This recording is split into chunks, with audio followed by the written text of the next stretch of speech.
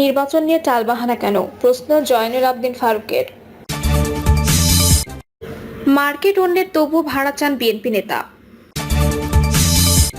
BNP বলেন, আওয়ামী লীগ বলেন, সব একই জিনিস, বলছেন ফরহাদ মজহার। এবং সর্বশেষ জানাবো, রাষ্ট্র সংস্কার আন্দোলনের সভায় মহিলা লীগ নেত্রী সমালোচনার ঝড়। শুনছিলেন সংবাদ শিরোনাম, এবারে বিস্তারিত। নির্বাচন নিয়ে টালবাহানা কেন? প্রশ্ন জয়নুল আবদিন ফারুকের। বিএনপির চেয়ারপারসনের উপদেষ্টা পরিষদের সদস্য জয়নুল আবদিন ফারুক বলেছেন, 16 বছর বিএনপি ভারপ্রাপ্ত চেয়ারম্যান তারেক রহমানের নেতৃত্বে হামলা মামলা উপেক্ষা করে আমরা লড়াই করছি। যে দাবিতে লড়াই করতে গিয়ে আমরা ইলিয়াস আলীকে হারিয়েছি, চৌধুরী আলমকে হারিয়েছি, সেটা হলো একটি অবাধ সুষ্ঠু নির্বাচন। সেই নির্বাচন নিয়ে এত টালবাহানা কেন? জয়নুল আবদিন ফারুক বলেন, আসলে সরকার চাচ্ছেটা কি? একজন গ্রহণযোগ্য ব্যক্তি যার সুনাম সারা বিশ্বব্যাপী, তিনি আসলে চাচ্ছেন কি? মানুষের চাওয়া একটাই, সেটা হলো নির্বাচনের বিষয়ে অন্তর্বর্তীকালীন সরকারকে দ্রুত সিদ্ধান্ত নিতে হবে। আপনি আপনার কাজ করে যাবেন। আপনার কাছে আমাদের পাওয়ার বিষয়টা হলো একটি অবাধ গ্রহণযোগ্য নির্বাচনের সুনির্দিষ্ট রোডম্যাপ। জনগণের মনের ভাষা আপনাকে বুঝতে হবে। কেন মির্জা ফখরুল ইসলাম আলমগীরের মতো একজন গ্রহণযোগ্য ব্যক্তি আপনার মতো গ্রহণযোগ্য ব্যক্তির সঙ্গে বৈঠক শেষে গণমাধ্যমে বলেছেন, বৈঠকে আমরা সন্তুষ্ট নই। জাতীয় সংসদের সাবেক বিরোধী দলীয় এই চিফ হুইপ বলেন, আপনার সরকারের প্রয়োজন নির্বাচন সুষ্ঠু করার সংস্কার। আপনার বিরুদ্ধে কথা বলতে চাই না, রাজপথে দাঁড়াতে চাই না। কার বিরুদ্ধে রাজপথে নামবো? হাসিনা তো নাই, কিন্তু 1-11 এর মতো পরিস্থিতি কেউ যদি আবার সৃষ্টি করতে চায়, প্রয়োজনে আমরা আবার রাজপথে নামবো। বিএনপির বিরুদ্ধে ষড়যন্ত্র করে কোনো লাভ হবে না। বিএনপিকে আবার নিশ্চিহ্ন করতে যদি কেউ কোনো পরিকল্পনা করে, বাংলার মাটিতে সেটি কখনো সফল হবে না, হতে দেওয়া হবে না। এ সময় জামায়াতে ইসলামী নেতাদের সমালোচনা করে জয়নুল আবদিন বলেন, যারা আপনাদের নেতাদের ফাঁসিতে ঝুলিয়েছে তাদেরকে ক্ষমা করার কথা আপনারা কি করে বলেন? তাদের হাতে গণতন্ত্র, দেশের সাংবিধানিক প্রতিষ্ঠান জবাই হয়েছে। তারা বিরোধী দলের নেতাকর্মীদের আয়নাঘরে নিয়ে নির্যাতন করেছে, তাদের তো ক্ষমা করার প্রয়োজন নেই। মার্কেট অন্যের, তবুও ভাড়া চান বিএনপি নেতা। সিরাজগঞ্জের বেলকুচিতে আব্দুর রাজ্জাক মণ্ডল নামে এক বিএনপি নেতার বিরুদ্ধে মার্কেটে থাকা 51টি দোকানের মাসিক ভাড়া চাওয়ার অভিযোগ উঠেছে।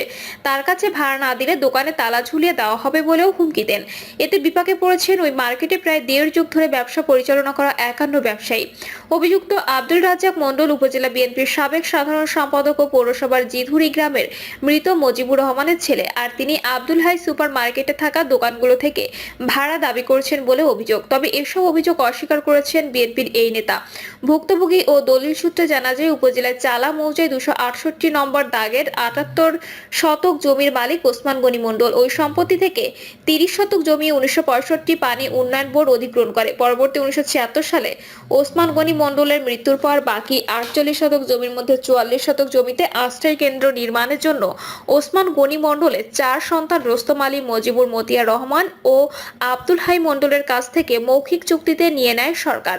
এরপর 3 ভাই উক্ত জমির মধ্যে থেকে 40 শতক জমি 1978 সালে 27 নভেম্বর বাটোয়ারা দলিল মূলে আব্দুল হাই মণ্ডলকে হস্তান্তর করেন। কিন্তু পরবর্তীতে সরকার মৌলিক চুক্তিতে নেওয়া ওই জমিতে বন্যায় আশ্রয় কেন্দ্র নির্মাণ না করায় 40 শতক ও বাকি 4 শতক সহ মোট 44 শতক জমি ফেরত চেয়ে হাইকোর্টে রিট পিটিশন দাখিল করে আব্দুল হাই মণ্ডল।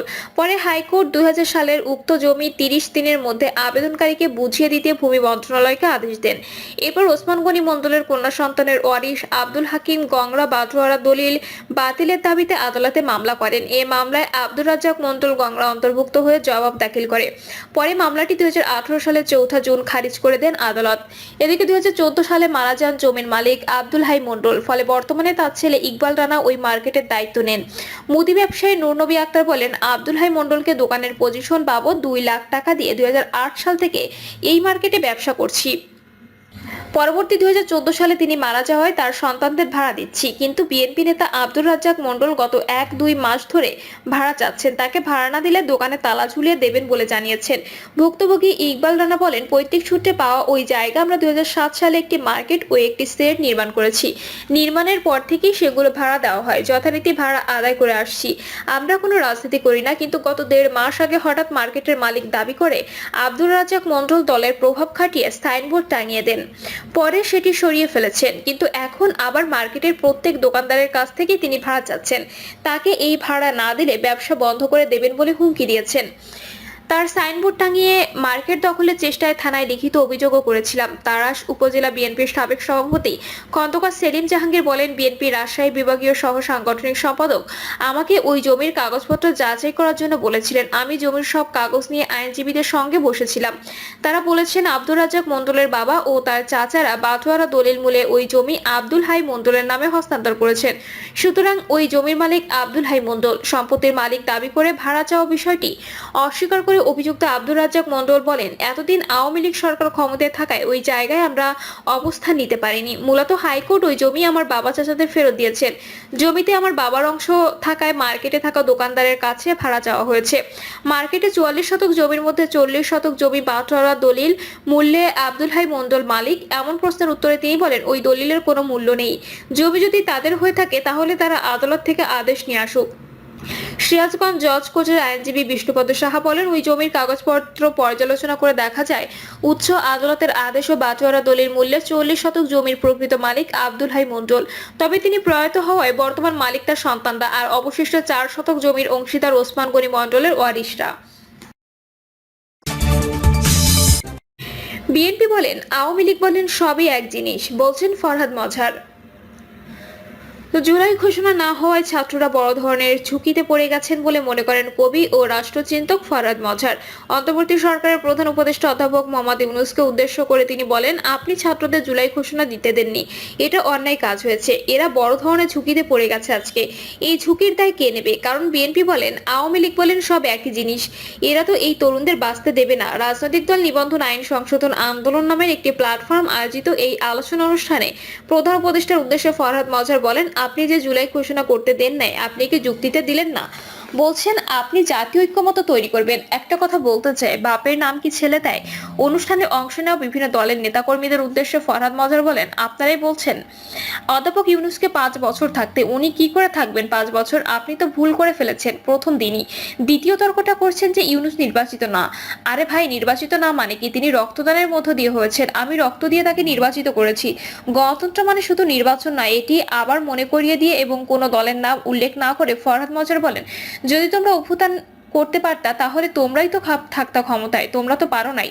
তোমরা তো শেখ হাসিনার পরাজিত শক্তির মতো। এখন তোমরা ঘুরতেছো কি কথা বইলা, নির্বাচন নির্বাচন নির্বাচন। অন্তর্বর্তী সরকারকে রক্ষার জন্য লড়ছেন জানিয়ে ফরহাদ মজহার বলেন, আমরা লড়তেছি অন্তর্বর্তী সরকারকে যে কোনো মূল্যে রক্ষা করার জন্য। আমরা যে কোনো মূল্যে রক্ষা করব, কিন্তু আপনি ভুল করতে পারবেন না, কারণ আপনার ভুলের ওপর আমাদের জীবন নির্ভর করছে। আমরা ভুল করতে দেব না আপনাকে। আমাদের কথা শুনতে হবে। আমরা যদি দ্রুত আপনার সঙ্গে দেখা করতে চাই, কথা পরিষ্কার বলছি, আমাদের সময় দিতে হবে। গণঅভ্যুত্থানের সবচেয়ে কঠিন সময়ে মাঠে ছিলেন উল্লেখ করে ফরহাদ মজহার বলেন, আপনি আমাদের সবচেয়ে বেশি প্রিয়। আমরা আপনার মূল্য বুঝবো, আমরা আপনার মর্যাদা বুঝবো। প্রিয় দর্শক, এই ছিল এখনকার সর্বশেষ সংবাদ। আপডেট সব সংবাদ পেতে চ্যানেলটি সাবস্ক্রাইব করে বেল আইকনটি ক্লিক করে রাখুন।